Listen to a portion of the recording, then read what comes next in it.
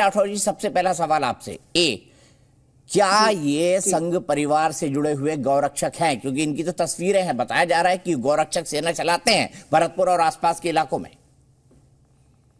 देखिए, मुझे लगता है कि इस प्रकरण के अंदर जांच से पहले किसी भी आप नतीजे पर पहुंचते हैं, कोई भी कंक्लूजन निकालते हैं तो वो ठीक नहीं होगा। लेकिन मुख्य बात देखिए दीपक जी, इस पूरे प्रकरण में ये समझ में आती है कि जिस तरह का आरोप लगाया जा रहा है कि राजस्थान से उनका अपहरण हुआ है।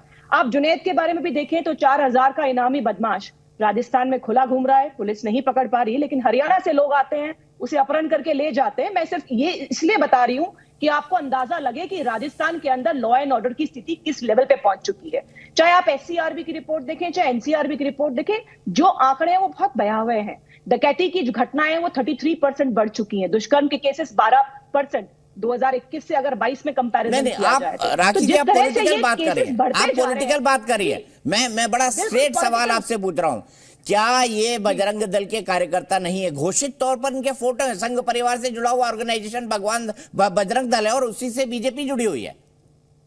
बिल्कुल जुड़ी हुई है। अगर एक विचार रखने वाले दो अगर संस्थाएं हैं तो वो साथ काम करती है, लेकिन उसका इस केस से जुड़ाव करना, इससे कनेक्ट करना मुझे लगता है बिल्कुल गलत है। अपनी अपनी आस्था होती है, उनकी आस्था है, वो गाय को माता मानते हैं और उनके प्रोटेक्शन के लिए, उनके संरक्षण के लिए काम करते हैं, तो उसमें गलत किया है। और मुझे लगता है कि जब इस तरह की घटनाएं लगातार होती जाती हैं तो इस तरह की बातें करना, मुझे लगता है एक गलत परिपाटी को हम चालू कर रहे हैं, क्योंकि हम लोग उस विषय को डाइवर्ट कर रहे हैं। विषय दीपक जी अभी भी यही है कि राजस्थान के अंदर लॉ एंड ऑर्डर की क्रिटिकल स्थिति है, और इसीलिए ऐसा होता है कि बाहर से जो लोग हैं वो राजस्थान में आकर के एक सेफ स्पेस इसको फील करते हैं, और इसीलिए यहां पर आकर के इस तरह की कंडीशंस होती हैं। और जब भी कभी कोई अपराध होता है, एक यूनिफॉर्म आपका व्यू होना चाहिए। राजस्थान में इस तरह की बहुत सारी घटनाएं हुई, झालावाड़ के अंदर कृष्णा वाल्मीकि, अलवर के अंदर योगेश जाटव, हरीश जाटव जैसे केसेस हुए। सबके साथ एक सा व्यवहार, अपराधी को सजा दिलाना सबसे बड़ी प्रायोरिटी होनी चाहिए, वो चाहे कोई भी सरकार हो, चाहे कोई भी धर्म हो। ये ध्येय के साथ में हमें काम करना चाहिए, जो राजस्थान में नहीं हो रहा है। दानिश कुरैशी साहब, आज असदुद्दीन ओवैसी साहब ने कह दिया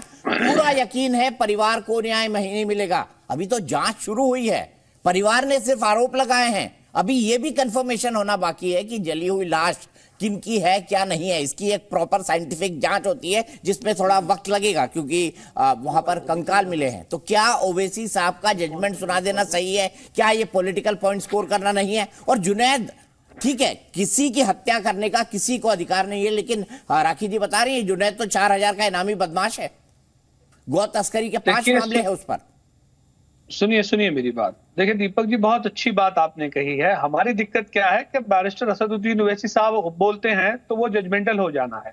यही मामला अगर दूसरे तरफ देखा जाए तो वो जजमेंटल हो जाना नहीं है। किसी का घर अदालत के फैसले से आने से पहले तोड़ देना जजमेंटल होना नहीं है। ओवैसी साहब का बहस स्टेटमेंट दे देना जजमेंटल होना है। लेकिन दूसरे पक्ष में मैं आपको बात बताऊं, देखिए गौ रक्षा के नाम पर जिस तरह गौ लश्कर और गौ तस्कर, ये दोनों के बीच की मामला है ना, एक तरफ तो है क्रिमिनल और दूसरी तरफ ये रक्षक के नाम पर पूरे देश में अलग अलग राज्यों में, अलग अलग डिस्ट्रिक्ट्स में जो गैंग बने हुए हैं, जो गुट बने हुए, जो गिरोह बने हुए हैं, आप मुझे ये बताइए कि इनको सुपर पुलिस बनने की ताकत कौन देता है भाई?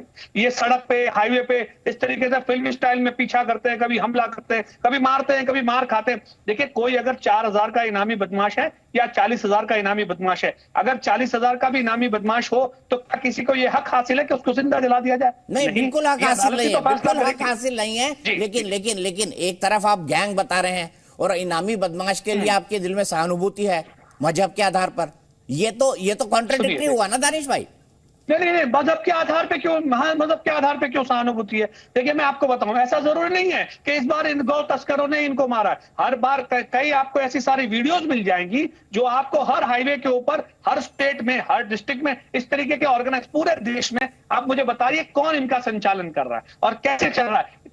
कौन लोग हैं जो इनको ये ताकत दे देते हैं? जहां भारतीय जनता पार्टी की सरकार है वहां सुपर पुलिस बनने की इनको जरूरत क्या है? मैं ये कहता हूं कि अगर आपके पास किसी भी गैर कानूनी 10 सेकंड और दीपक जी 10 सेकंड, अगर किसी भी गैर कानूनी प्रवृत्ति की अगर आपको जानकारी है तो आपका ये काम है कि प्रशासन को इसकी इंफॉर्मेशन दी जाए। खुद सुपर पुलिस बनकर रिएक्ट करना और उसके बाद इस तरीके की घटनाओं को अंजाम देना, ये देश के लिए अच्छा नहीं है। और जिस तरीके का मतलब रेडिकलाइजेशन बढ़ रहा है ना, ये प्रॉब्लमैटिक है। रेडिकलाइजेशन की आप बात कर रहे हैं, खैर मैं इस बात पर आऊंगा कि रेडिकलाइजेशन कहां, कैसे और ग्लोबल तौर पर कहां बढ़ रहा है, इसकी भी बात करेंगे। लेकिन मैं सीधे डीके दुबे साहब के पास चलता हूं। डीके दुबे, ये संगीन आरोप है। संघ परिवार का यह आउटफुट जो गौ रक्षकों का दल है, या जिसको दानिश कुरैशी जी गैंग बता रहे हैं, गैंग यानी जो क्रिमिनल्स का होता है, वो गैंग जो है संघ परिवार ने पैदा करके रखा है और उनको सुपर पुलिस का दर्जा दे रखा है और सरकारें जो है उनको प्रोटेक्ट करती है बीजेपी की।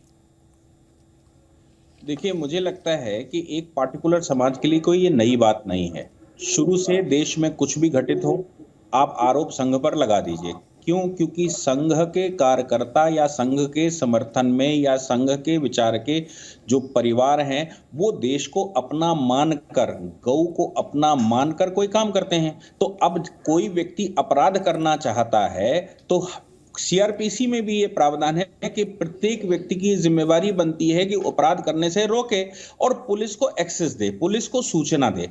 अगर कोई जगह पर ऐसा हो रहा है और भारत की जनता उस पर रिएक्ट करके प्रशासन को सचेत कर रही है और जहां प्रशासन नहीं पहुंच रहा है वहां पर वो उसको कॉन्फिस्केट करके प्रशासन के सामने प्रस्तुत कर रहे हैं, तो इसमें मुझे नहीं लगता कि कोई क्रिमिनल एक्टिविटी से आप उसको जोड़ देंगे। और जो स्वयं में अपराधी हो उसके विषय में कोई भी अगर कमेंट्री कर रहा है, मैं ओवैसी साहब की बात करता हूं, उनको बिल्कुल एग्जैक्ट घटना मालूम है। अरे साहब, एग्जैक्ट घटना किसको मालूम होती है, ये प्रश्न है।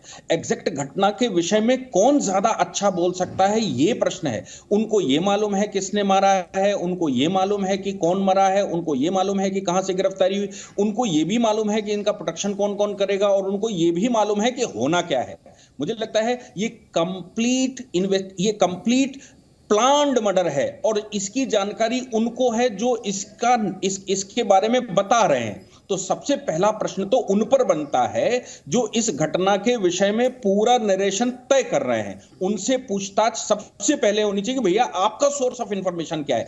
जिस व्यक्ति की डेड बॉडी का अभी आइडेंटिफिकेशन ना हो पाया हो, उस व्यक्ति को मृत घोषित कर देना और उसके मृत्यु का किसने कर दी वो घोषित कर देना, उसका क्या क्या पीछे से कनेक्शन है ये घोषित कर देना।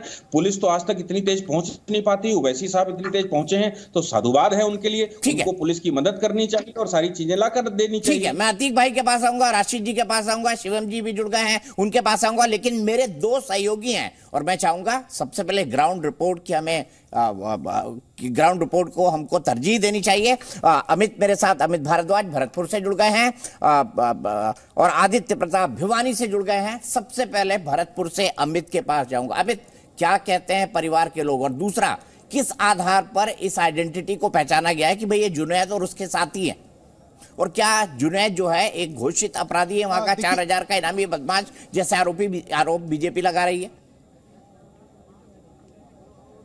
देखिए, ये यहाँ पर क्या है कि हर तरह का सच लेके दीपक जी आप भी बड़ी सेंसिटिव प्लेसेस पे जाके रिपोर्टिंग करके आए और बहुत उम्दा जो है चीज़ें निकाल के आप सामने रखी हैं आपने। इस समय उसी तरह की रिपोर्टिंग की ज़रूरत है। बहुत विश्वास है लोगों को कि उन्हें इंसाफ मिलेगा। यहाँ पर प्रशासन पहुँच चुका है राजस्थान। मैं आपको दिखा देता हूँ कि पुलिस की गाड़ियाँ यहाँ पर है, प्रशासन यहाँ पर है, कुछ नेता लोग भी यहाँ पर आए हैं और यहाँ पर कम्युनिकेशन की बहुत ज़रूरी है क्योंकि दोनों राज्यों में सरकार अलग अलग है।